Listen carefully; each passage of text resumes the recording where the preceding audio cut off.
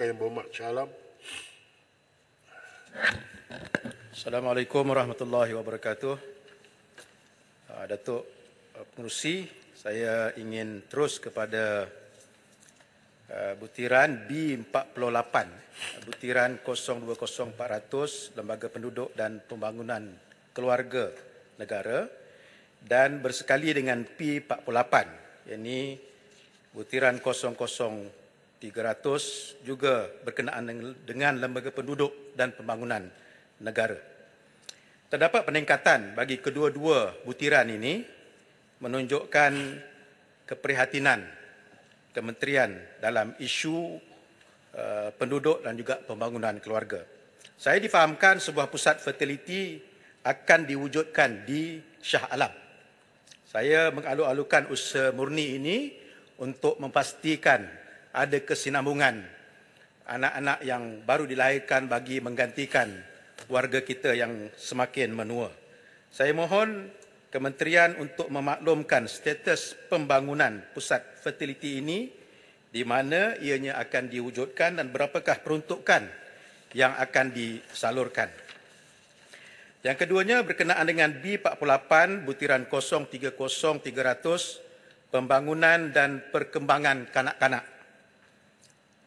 Mengikut laporan dan juga tinjauan Kebangsaan Kesihatan dan Morbiditi 2022, 6.8% daripada remaja kita mengalami masalah bantut.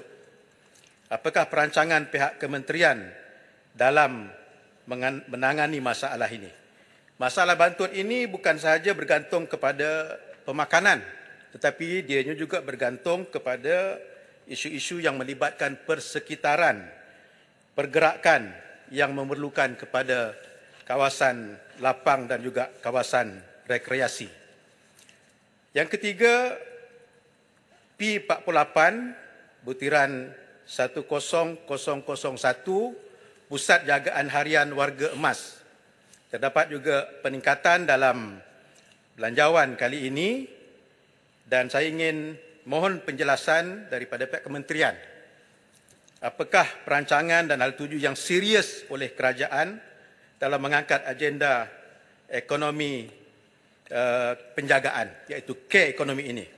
Kerana dilihat pihak kerajaan masih belum ada satu perancangan yang khusus dan mampan untuk mendepani masalah negara yang menua. Saya difahamkan juga oleh Jabatan Kebajikan Masyarakat di Shah Alam bahawa ada peruntukan yang membolehkan pusat jagaan harian warga emas ini diwujudkan, tetapi tidak ada premis. Lalu mereka bertanyalah kepada Pusat Khidmat Ahli Parlimen, bertanya kepada Pusat Khidmat DUN, kepada PBT untuk nak memastikan bahawa boleh diwujudkan pusat-pusat jagaan harian warga emas ini. Jadi saya ingin mendapat penjelasan daripada kementerian bagaimanakah isu dan juga kesungguhan pusat jagaan harian warga emas ini dapat dilaksanakan dengan sempurna. Ketiga-tiga perkara yang saya sebut ini, Datuk Pengerusi, tidak akan dapat dilaksanakan dengan baik kalau kita tidak selarikan dengan isu-isu yang berkaitan dengan kawasan di mana kanak-kanak, warga emas, keluarga dan masyarakat dapat berkumpul, beriadah, berrekreasi di kawasan-kawasan yang lapang. Jadi saya ingin nak menyentuh isu yang berlaku di kawasan saya, di Parlimen saya baru-baru ini, iaitu sebuah pembangunan yang dicadangkan untuk dibangunkan di sebuah kawasan lapang di Bukit Jelutong, 69 ekar kesemuanya, kawasan hijau, ingin dibangunkan untuk dijadikan kawasan kediaman. Ianya kawasan lapang, tempat keluarga, penduduk, masyarakat beriadah, bersukan, berkumpul, bersosial. Tetapi kalau kawasan ini dibangunkan, di mana lagi mereka nak berkumpul? Di mana nak beriadah? Sebab itu baru-baru ini apabila ada satu bantahan yang telah pun seolah-olah disekat oleh pihak PDRM, saya ucap terima kasih kepada ahli Parlimen Pasir Gudang yang turut membangkitkannya di Parlimen ini. Terima kasih. Pasir Gudang, Bangi, dan akhirnya proses bantahan itu secara aman dapat dilaksanakan. Tetapi yang lebih pentingnya ialah Datuk Pengerusi, ialah kita tidak mahu kawasan-kawasan lapang, kawasan-kawasan hijau ini dibangunkan dengan sewenang-wenangnya tanpa merujuk kepada penduduk, yang akan menyebabkan mereka ini kehilangan kawasan rekreasi dan bersukan yang sedia ada sejak 25 tahun, yang akan menjejaskan kawasan lapang untuk keluarga dan masyarakat setempat berkumpul dan bersosial. Malah ia juga akan memberikan impak negatif terhadap kelestarian alam dengan kepupusan flora dan fauna, menyebabkan kesesakan dengan pertambahan penduduk berbanding pelan yang asal.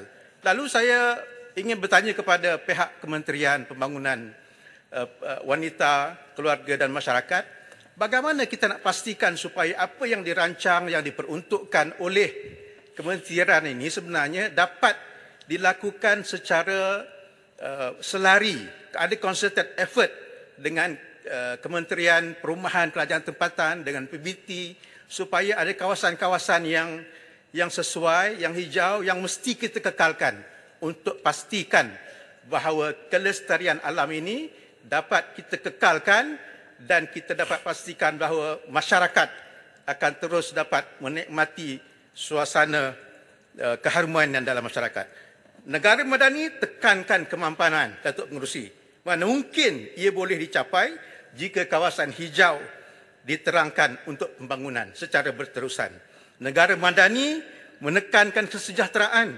Mana mungkin ia boleh dicapai kalau kawasan rekreasi dan tempat keluarga berkumpul dibangunkan semula dan hilang daripada pandangan.